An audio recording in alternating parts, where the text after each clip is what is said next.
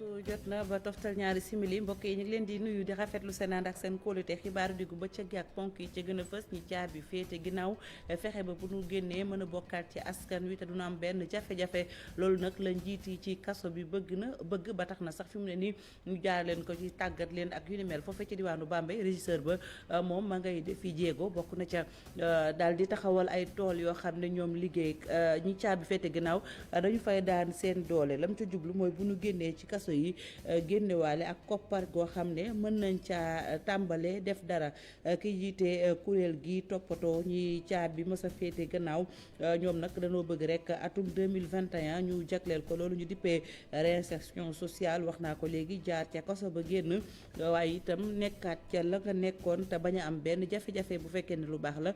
bu dekkee safaan itam nga fexe ba bokkaat ci askan wi te kenn du la xoolee ay gët yu ñaaw lu jëm ci bonbon àndoon ak fowukaay di tàngal yooyu nga xam ne indi woon na coow fi mu ne nii rawatina ci askan wi ministère bi ñu denk wàllum njënd ak njaay ne lu jëm ci yooyu tàngal ak i fowukaay gisee su ko ci marché bi directeur du commerce nekkoon gan ak info du matin ci télévision Futur Média ne ba nu génnee circulaire ba noppi itam dañoo wàccoon ci jabi wàcc ci dëkk bi xool gox yu fasantikoo yi waaye teguñu ko gët benn yoon Sénégal ak mbas mi dañoo gis ne limub ñu ko am ñu ngi wàññeeku bu baax a baax waaye nag cas importé yi jugee ca biti réew ñëw ci réew mi fi mu ne nii ak cas communautaire yi ñoonu xaw a sonal jàpp leen tey ji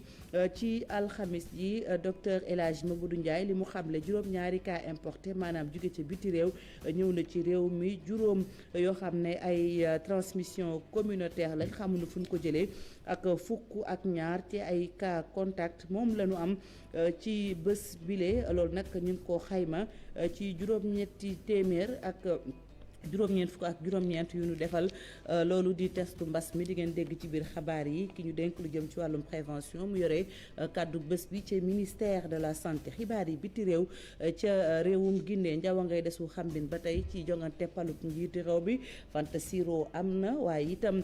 fitna gu métti yeewu na fa gis ngeen démb li xew ca réew ma ay bakkan rot na foofee ca réewum Guinée ak tolluwaay bi gannaaw jongante paluk njiiti réew ba ak mbisandoo yi la ñu yebal ca Guinée fii ak ci biir xibaar yi dinañu jokkoo ak Barkaba li ci yéenekaay yi Mamadou Mouhamed Ndiaye lañ ci àndal mbokk yi ngeen taaxi lu ma ñëw léegi ñu faram fàcce.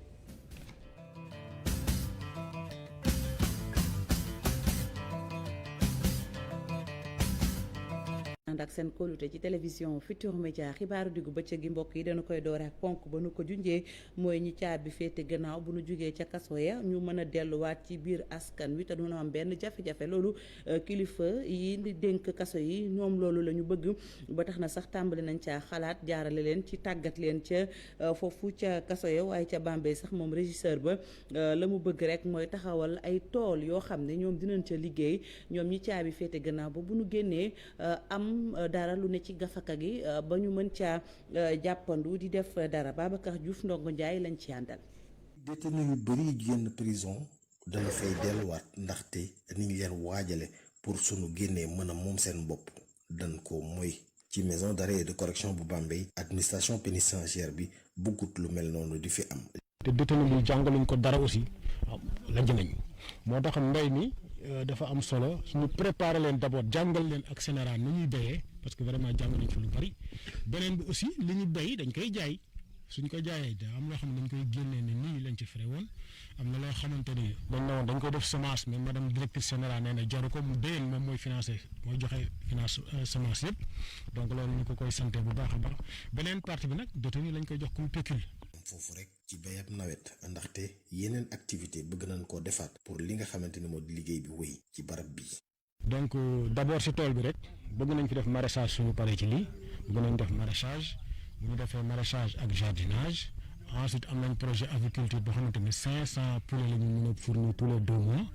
ensuite dañuy def embauche bovine booy xool sax am na benn nag bu nekk fële. duñ ci weet nag ndaxte nee nañ administration pénitentiaire fi mu nekk nii mu ngi waajal ay formation yoo xam ne nii da koy jagleel prisonniers yi. suba jot nañ benn këyit bu ñuy wan ni nañu yónnee turu détenu yi nga xamante ni dañu demandé woon formation yi ñu demandé nag bari na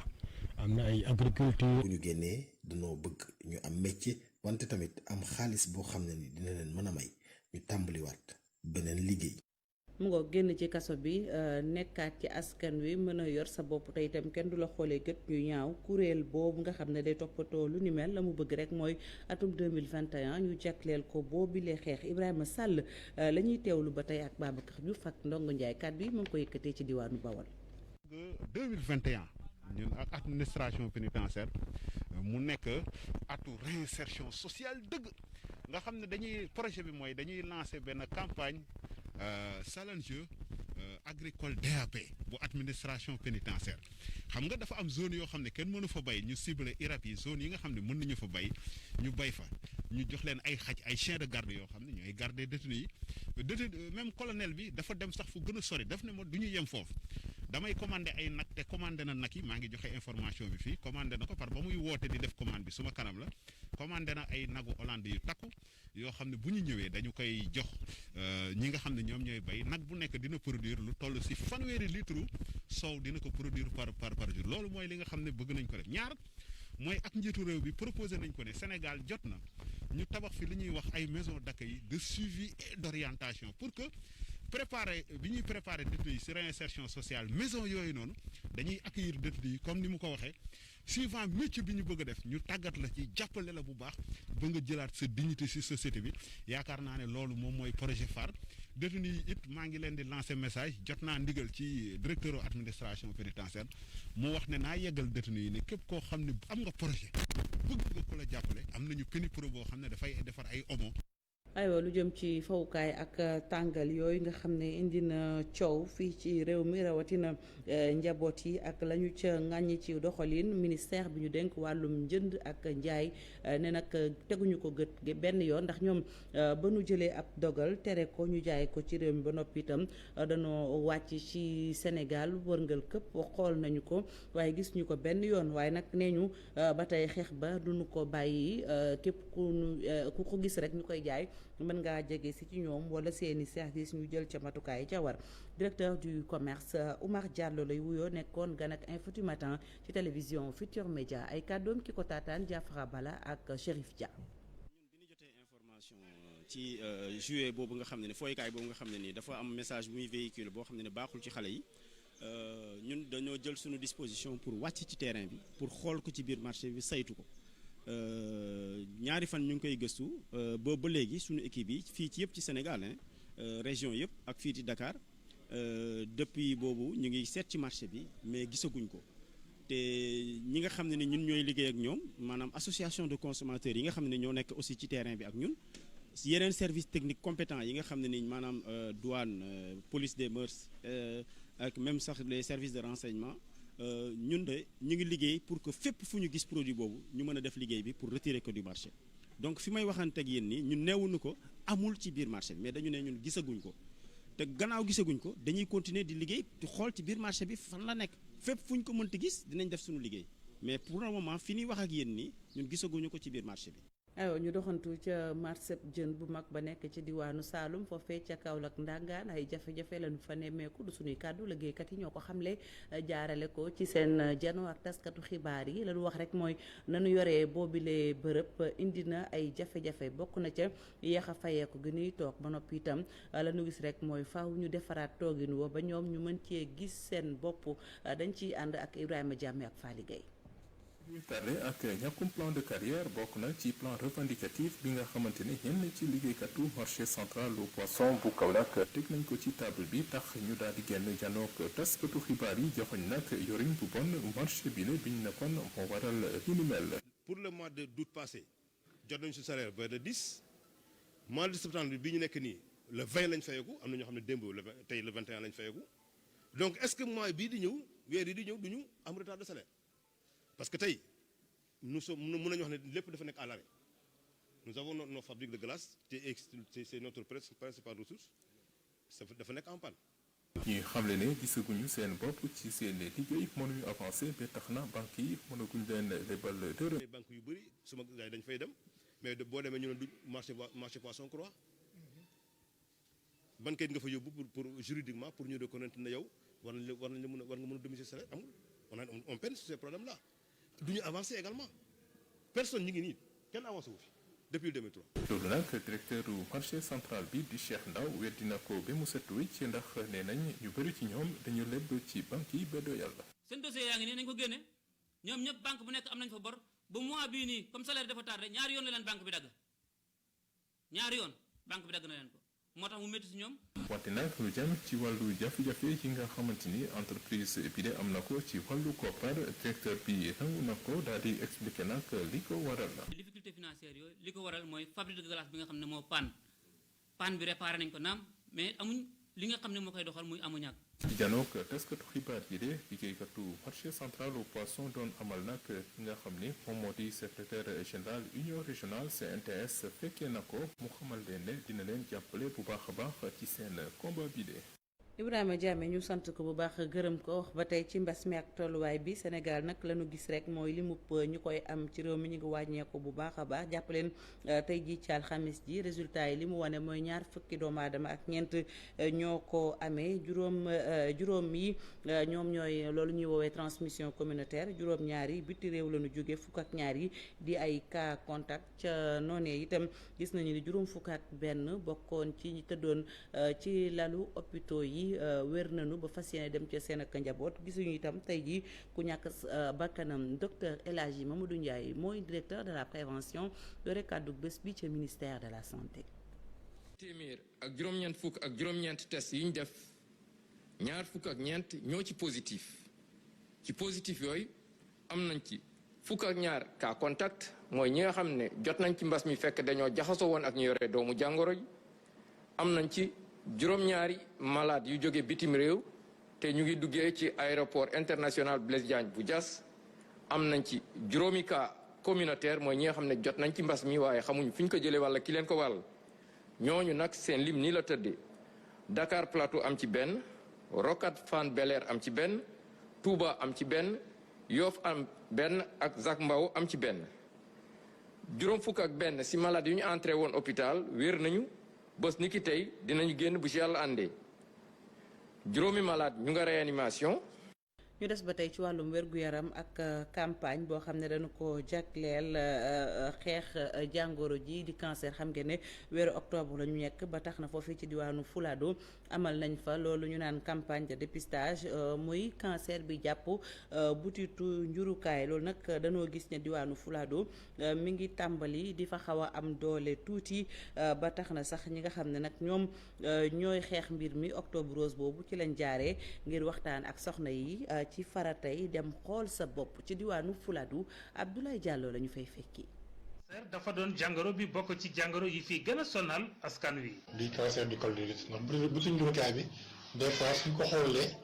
à des âges vraiment très avancés mën na indi ay gàllankoor yoo xam ne comme par exemple cancer du col de l'utérus bi alors que suñ ko gisoon ci njëlbeen maanaam très tôt mën na tax ba cancer boobu noonu bañ a am. soo jëlee si àdduna bi liy reyee soo jëlee maladie cardiovasculaire mais feebaru xol yi ak feebaru sidit yi après cancer moo si topp fii si Sénégal soo ko xaymaawee at bu nekk ñi ngi xaar am fukki junni ak juróomi téeméer ak ñeent fukk ak juróom-ñeent kaawu cancer soo boolee cancer yëpp mais soo jëlee cancer gu ween kese ñi ngi xaar am junni ak juróom-ñaar téeméer ak juróom fukk ak ñetti cas cancer par année donc loolu lu doy waar la li si gën a doy waar mooy ndeeteel ba nga xam ne am na ci cancer. ñu bari ci ñi amee jàngoro wi ni mel amuñu kattan ngir faju ni mu waree looloo tax wàllu dépistage yi waa kër docteur di amal jaarale ko ci xew-xew yu octobre rose doon lu am solo lool te fii ci Kolda depuis ñaari at soxna ba ca jarafu Kolda mu ngi dimbale yëngu-yëngal yu ñuy amal ci biir octobre rose ngir ñu jàll ni mu waree. Madame Kadi Kandé merci beaucoup vraiment jaaram. donc tey ci loolu laay sukkandiku pour féliciter madame Kadi Baldé parce que lan moo tax nit ñi di ñàkk seen bakkan ci cancer mooy dañuy yéex a dem donc dañuy xaar ba cancer bi law ci yaram bi cancer bi laal yeneen organe ñu soog a dem hôpital loolu day fekk mu wees maintenant dépistage bi dafa am solo bu baax a baax. ngir wàññi jafe-jafe yi askanu Kolda di jànkonteel ci wàllu seeni wérgu yaram jarafu Kolda mooy sàkku ci jëwriñ ji ñu denk wàllu paj mi ngir ñu tabaxaat beneen centre de santé bu bees fii ci Kolda. Kolda souhaite avoir un nouveau centre de santé. Parce que notre centre de santé est ancien, il a des problèmes d'extension. Octobre rose bi doon ab occasion pour jigéenu Fuladu ñuy ñaxtu ngir nguur gi fexe ni ñu amee fii ci Kolda ay docteur yu xarañ te seeni nombar doy ñu am tamit ay jumtukaay ak yeneen kër docteur ndax wàllu jafe-jafe yu askanu Kolda di jànkonteel ci seen wàllu wér-gu-yaram rawatina jigéen ñi yooyu jafe-jafe féete leen ginnaaw. Abdoulaye Diallo ñu sant ko bu baax gërëm ko wéer ba tey xibaar diggu bëccëg gi wax ci diini ak gàmmu gi di màggal guddik Seydina Muhammad alayhi salaatu wasalaam fu bëri ci Sénégal dinañu ko fa amal fu ci mel ni Ceneba Kër Maam El Hadj Ndiassane ba sax ak yeneen i gox service d'hygiène nag diwaanu Thiès kaay jël nañu seen i matukaay tàmbale liggéey bi ca Ceneba la nu bëgg rek mooy mbooloo mi ak lu mu takku bu teewee ñu fexe ba matala lépp ba jàngoro ji di mbas mi bañ a law ci diwaanu Sky Cheikh Anta Diop ak Seylatir ñoo fa toogal groupe Futur Média. toro yor ay machine yuy génne produit di ay moteur manuel lu ñuy wax grand débit ay oto dugg ci dëkk diine yi nga xamante ni fan la ñu fas yéene gàmmoo ren ji ngir nag fexe ba benn virus du fa taxawaalu waa service d'hygiène bu Thiès ànd ci ak ñu jóge Tivaouane Ngaye Mékhé Ceneba nag la ñu doore liggéey yi. xalif général bu Tidiane bi nee na nit ñi gàmmu mais nañu toog seen kër mais si côté bi gis nañu que am na yeneen këru diine yoo xam ne nee nañu dinañ def gàmmu mooy comme Ceneba fu ñu nekk tey diini mais aussi moom mooy famille Ndiégeen bu nekk Thiès mais aussi mooy Ndiassane am na yeneen kilifa diine yoo xam ne aussi nee nañ dinañ def gàmmu ci région de Thiès bi donc beneen particularité bi mooy que dañ nekk ci contexte coronavirus donc te lu ci gën a am solo mooy que région de Thiès dafa nekk ñi nga xam ne ñoo ëpp cas ci Sénégal bi boo ci génnee Dakar te aussi cas communautaire yi aussi dafa des fii ba léegi donc loolu lay gis moo tax service d'hygiène mu ne na laal benn pexe boo xam ni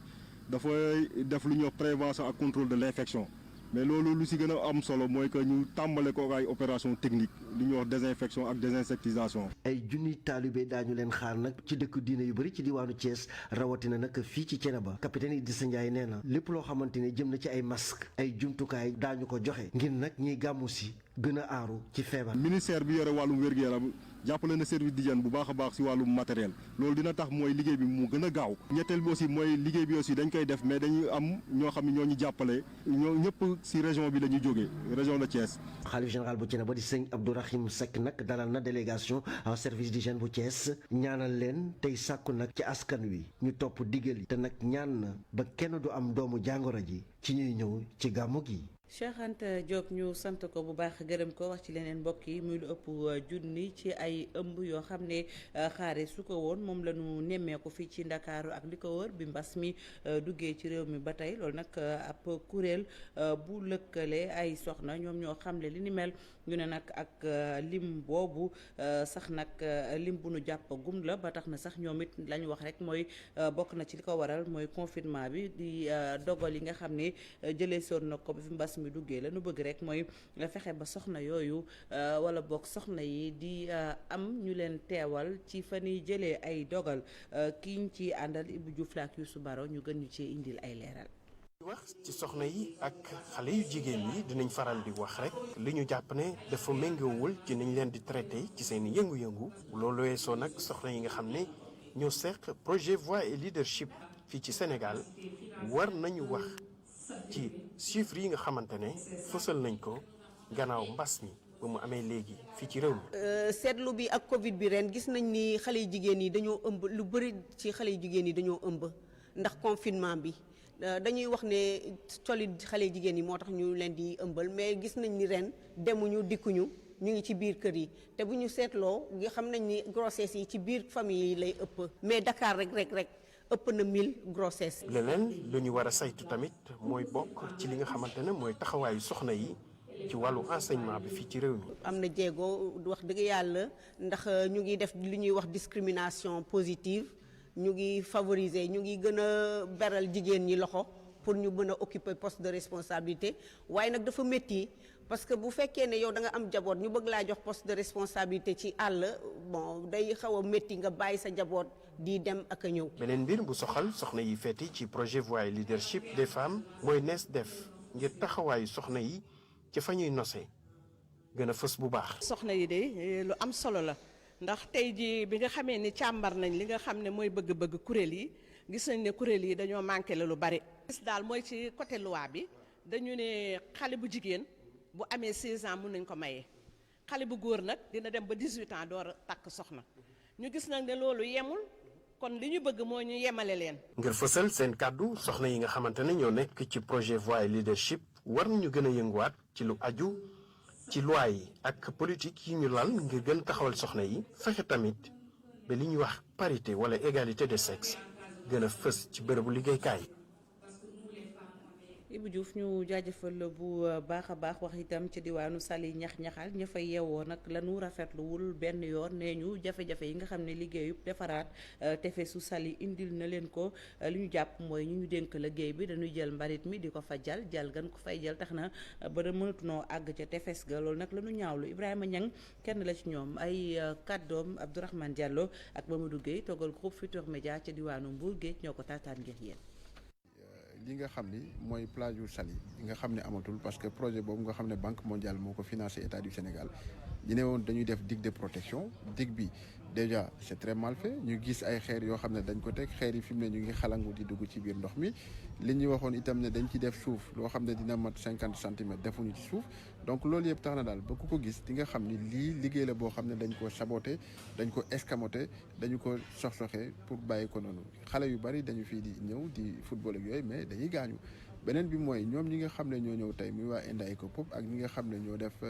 donc étude bi mënuñu xam véritablement lan moo nekk ci étude d'impact environnemental bi mbir mi daal boo ko xoolee mooy waroon nañoo indil ñi nga xam ne ñooy APIX indil ñu également tutelle bi muy des ministres concernés ak ñi nga xam ne ñoom ñooy waa SAPCO véritablement ñi nga xam ne ñooy décideurs yi ñu mun a xam lan la ñuy def mais fi mu nekk nii dañuy wër-wërloo loo wax ñu ne xamuñu fële la lii waroon yem et cetera fi mu ne lu ne la ñuy dégg mais pour nga am véritablement réponse bu claire wala bu précise mënuloo ko am donc daal mu nekk loo xam ne dañu koy naqarlu wala sinon ñi dindi xeer yi bàyyil ñu comme ni mu meloon avant. mu ngi noonu ñu jeexal wala bokk ñu des ba tey ci biir xabaar yi wax itam ci leneen mooy liggéeyu Promoville ñi nga xam ne ñoom lañu ko dénk ñu ngi sàkku rek ci kilifa yi nekk ci gox yeeg goxaan yi ñu fexee ba bërëb ya du fa def ñu sàmm ko bu baax a baax bokk na ci itam koppar yaak la mu ciy tukkee ñu gën koo ñoŋal sax ñu tàggat leen ñoom ñi ñuy woowee élus locaux yi Abdourahmane Diallo ak Mamadou Gueye lañ ci àndal. yëpp koppar gi ñu yor ko ci anam bu jag li ni mel moo nekkoon thème formation bi nga xam ni dañ ko jagleeloon élus locaux yi. daa de tollale au niveau national maanaam ci Sénégal ci biir Sénégal yëpp commune bu nekk aussi quartier bu nekk da nga war a am lu mat par rapport ak li commune bi di réaliser donc ñun Promoville programme la boo xamante ni day réaliser ay tali di defar éclairage public di defar assainissement eau pluviale mais loolu bu ñu ko réaliser dañ koy jox collectivité territoriale maanaam mairie te mairie dañ ko war a entretenir. boo nee entretien nag da nga war a am xaalis boo ko mën a entretenir.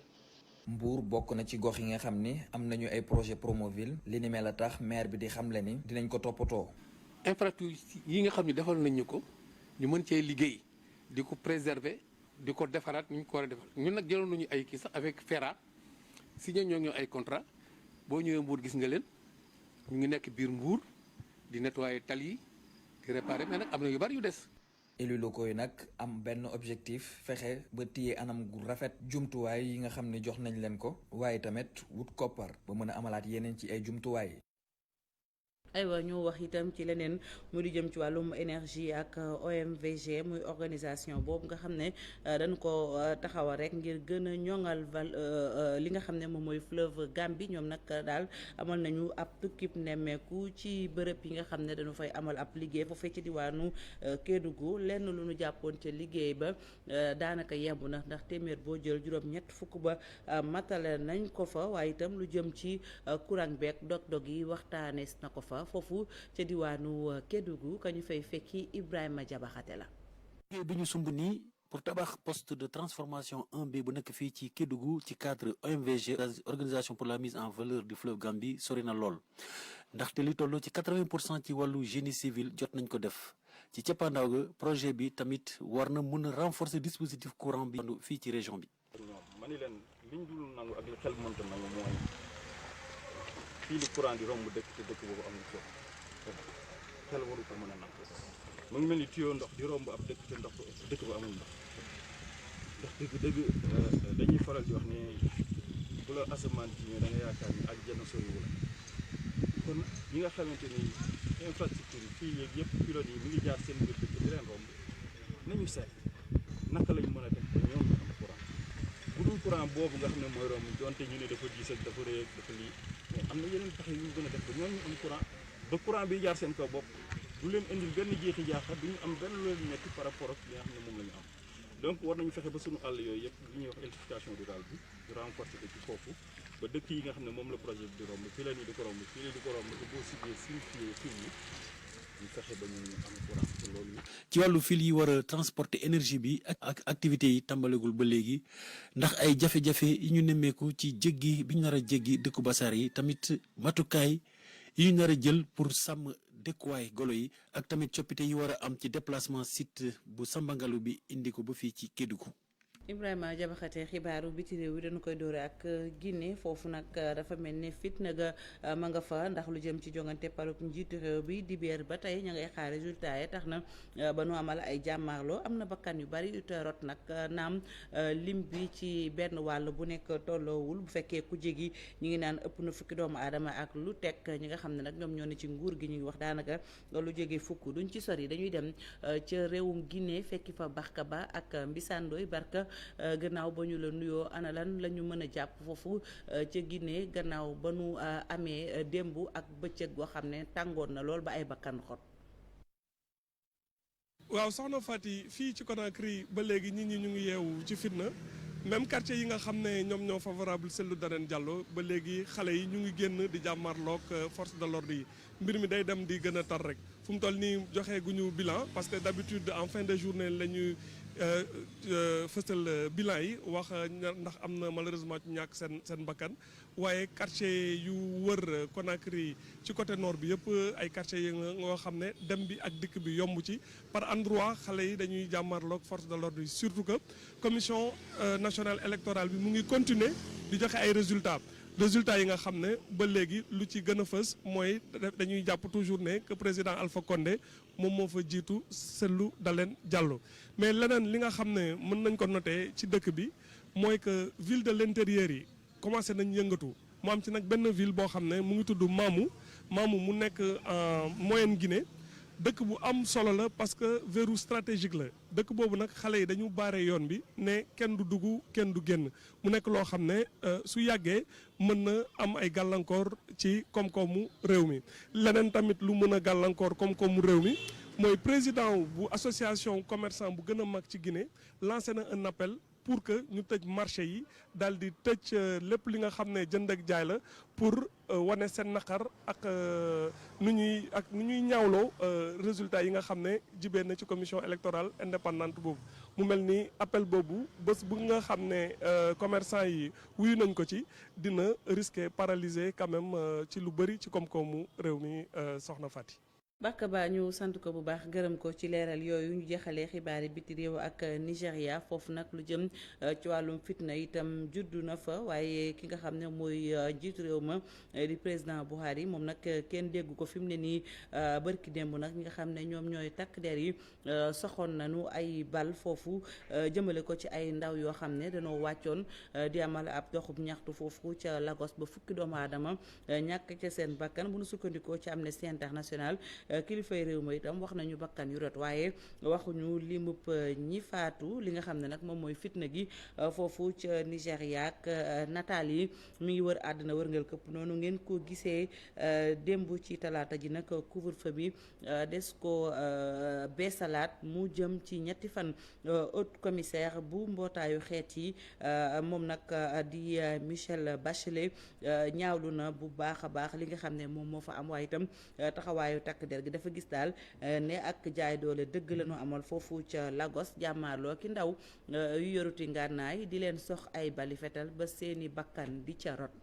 bu ñu jógee xibaaru biti réew mbokk yi ñu ñëw ci cëppaa ndaw gi ponk bu mujj bi li ci yéenekaay yi Mamadou Mouhamed Ndiaye moo xëy jàngatal ñu ko. élection yi jërë ngeen jëf Guinée Conakry ma ngay bëgg a yàq ubbi l'Observateur coowal maa gagné élection yee gagné woo élection yi am ci diggante Alpha Condé ak Cellou Dalein Diallo moo tàmbalee taal réew ma yéenekaay bi nañu ñoo ngi wax fukki doomi aadama yu ca ñàkk seen bakkan ca fukki yooyee ñaar ya ay policier lañu L'Astre bi nañu ñi faatu ca Guinée ginnaaw ba ñu génnee ci élection présidentielle yi ëpp na lim boobee fukki manifestekat ak ñaar ñoo fa faatu ak benn takk der Vox Populi nañu fitna ju rëy ak bakkan yu bari yu tëdd fa la réewum Guinée toll gouvernement bi mi ngi wax nañu faatu ca manifesté yi ñoo ngi toll ci juróom-ñeenti doomi aadama candidat bi di Cellou Dalein Diallo moom di wax fukki nit ak juróom-benn yu ñàkk seen bakkan ci manifeste yi enquête dina kay nañu wax ji yamul foofee ne li wokku Guinée xuri na doomi Guinée yi ci Sénégal ne gis nañu démb ci Ndakaaru ay manifeste yu fi jur fitna ay farandoy candidat bi di Cellou Dalein Diallo la ñu ne ñoo dem ci buntu ambassade Guinée fii ci Ndakaaru doon fa manifester ambassadeur ba yéenekaay bi nañu alkaati yu bibi brigade d'intervention polyvalente ñoo demoon jëli ko ngir doon bañ manifester kat ya defal ko bagage Vox Populi nañu jàppante bu rëy tàng jër moo amoon démb ci diggante ñi jàppal tànk Cellou Dalein Diallo ak takk der yi gis nañu fa ay wata yu ñu caxat-caxatee gis fa it ñu bari ñu ci jële ay gaañu-gaañu source wa di ñu xamal ne ci jamono ji ñuy xaare résultat élection présidentielle yowoon ci Guinée ca la fitna jojoolee ci réew ma law ba yegsi ci réew mi Walf Fadjri nañu Alpha Condé ma ngay na si pexem di stratégie yoo xam ne ba fu mu mën di yam du jural réewum Guinée jàmm ne ñoo ngi wax juróom-ñeenti bakkan yu tëddagum te dara xewul le témoin gisee ca ne Alpha Condé troisième mandat bi mu yóotu bu moytuwul ci ay néew lay jógi ba yegg ca ñu yegg ndànk ci le quotidien fekki fa Thierno Lo moom PCA bu SENTER moo xëy di waxtaan ak journaliste le quotidien yi Thierno Lo nee na gisu fi lu fi jar coow ci waxi troisième mandat bu Macky Sall bi ndax Macky Sall mi ngi ci ñaareelu mandaam te mooy mandaam bu mujj coowal député Aline Dimbéru Sow Thierno Lo jàpp ne li ci waa APR wax jaare ko ci communiqué wax ja dafa gàtt TER di train express régional PCA bu SENTER di xam ne ministre des transports terrestres di Thierno Youm juum na ci ñaari yoon ci date bi ñu ko war a di wëree ndax joxe na ñaari date yoo xam ne bu ca nekk dafa tuxu beneenub ministre de la République ci beneenub yéenekaay Dame Diop ministre emploi formation professionnelle ak artisanat mi ngi ci l'Observateur ubbil yéenekaay bi ministre Dame Diop wax na waa l'Observateur ci li ñu naan Sénégal moo jël ñetteelu place ci réew yi chômage gën a sëxin ci àdduna bi mu ne loolee ñun ci presse bi la ñu ko yëgee ne ñëpp te bi ñu ko yëgee def nañuy gëstu sukkandiku ci xayma bu organisation internationale du travail li ñu gis moo di amul benn étude bu ñu gis ne def nañu ko ci wàllu ba mu joxe résultat yi ñuy wax taux de chômage su 48% la ñuy wax ministre Dame Diop ne loolee ku amuk seetlu war a xam ne du dëgg ji mooy ci fukki at yi ñu génn taux de chômage bi ci réew mi bu rombee 15% yi tuuti lay doon Dame Diop wax naag wàllu observateur ci programme yu urgent yu ñu nekk waxit ci orientation yu bachelier yu yees yi ci secteur formation professionnelle waxteel mujj rafet tax ministre emploi ak formation professionnelle ak artisanat di xam le ne établissement formation privé yi ku ci wàccewul ak ni ñu ko santaane booy boog nga jéem koo def baa boog nga jóge fi ñu jóge ci ministre de l'emploi seeti ministre du travail Samba Sy ci la Sénégal ni muy doxalee moom Samba Sy ministre du travail yéenekaay bi nee nañu moom la ko waa CNTS FC mere ba tax ñu taxaw ci giitangaas ak moom Cheikh Diop ak i ñooñam li ñu koy tumaal moo di nee nañu dafa fare ak baxaw jongu beddi leen te nee nañu nag ginnaaw noonu la ko bëggee nañu ci dem dina tàng jër ci moom tàngali góor jigéen yi mbambu ci réew mi l'observateur xëy na di ca macc mu di xeeti tàngal yooyee ñu ne ay bonbon LGBT lañu ñu defe ko noo xam ne am na fooy bés da ngay gis ci tàngal bi ñaari góor ba ñaari jigéen yuy fóonante Omar Diallo di directeur commerce intérieur di wax ci l'observateur ne produit boobee produit la boobu existé wul ci commerce intérieur l'observateur nañu waaye Mame Matar Gueye bu ONC Jamra weddina loolee service commerce yi wax ñu wax ci ñaar fukki góor jigéen ak juróom yi ñu jàppoon ca Sacré-Cœur 3 extension ñu doon takkub sëy ci seen biir journal Les Échos nee nañu ñoom ñëpp ña nga ca kaso ba démb ci la ñu leen mandat dépôt waaye tuumay acte contre nature kese lañ leen di toppee libération mi xëy xuus bu baax ci procès verbalu enquête bi xamal ñu ne ci ñaar fukki góor jigéen ak juróom yooyu ñu jàpp am na ci élève buy jàngee ci lycée de la Fosse ak benn agent de sécurité buy liggéeyee ci université Cheikh Anta Diop bu Ndakaaru Mouhamed Ndiaye ñu sant ko bu baax gërëm ko sant leneen tamit ci safoo gi ak kóolute bi waxtu dem yéri li xew ci biir internet bi jot na comprenez bien Mamadou Ndiaye ak Mary Bey noppi nañu ngir faram-fàccee xibaar yooyu aju ci technologie de l'information et de la communication maa ngi leen di nuyu. ñoo ngi lay fay soxna Faty Dieng di nuyu téléspectateurs yi waxtu bi jot na comme ni nga ko xamee. dina ñëw léegi yaatal li xew ci biir internet bi. xam nga ni commencé yëf yi xew Guinée. waaw dafa laal bu baax internet bi. gis nañu image yi werante itam am na ci limub ñi faatu bu autorité yi ne 9 lañu kujje gi ne ils sont plus de 10 maanaam 16 fukk ak juróom-benn coow li bëri na quand même. am na sax ay image yi nga xamante ne commencé nañ ko jàllale te fekk ne image yu yàgg la ñun duñu festi wala duñu sax dañuy sax toujours di gën a leeral internautes yi ak téléspectateurs yi xam naa ci kanam dañ ci ñëw gën ko yaatal. lu mat a bàyyi xel lay doon ngeen desandi ak programme yu télévision Futurs Médias ñu leen di ñaanal kenn dal jàmm di ko sàkku ci yéen rédaction bi ngoon ci kàttan yàlla di dellusiwaat yeneen jotaayu xibaar fu leen mën a nekk ñu leen di jaajëfal ci seen safoo ak seen kóolute jërë ngeen jëf.